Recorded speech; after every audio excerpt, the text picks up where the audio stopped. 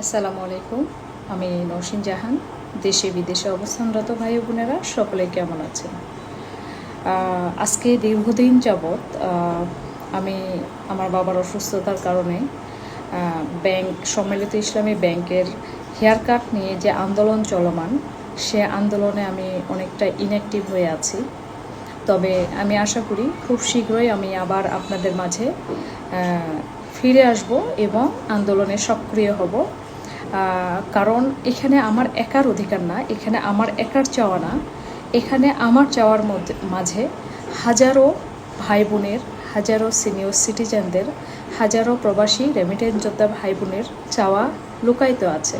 এটা আমাদের অধিকার, এটি আমাদের হক হালালির টাকা। ব্যাংক সেক্টরে যে অস্থিতিশীল অবস্থা তৈরি হয়েছে, যে অশনির সংকেত দেখা দিয়েছে, এটি যদি দূর না করা যায় তাহলে তা বাংলাদেশের ইতিহাসে হবে একটি বিপজ্জনক অধ্যায়। আর আন্দোলন আগামী 21, 22, 23 জুলাই সচিবালয়ে লং মার্চ কর্মসূচি উদ্যোগ গ্রহণ করা হয়েছে। এই জন্য আপনারা যারা আন্দোলনে সশরীরে আসতে পারবেন না, তারা ঢাকার নেতৃবৃন্দের বিকাশে আপনারা অর্থনৈতিকভাবে সহযোগিতা করে আন্দোলনে সক্রিয় থাকতে পারেন।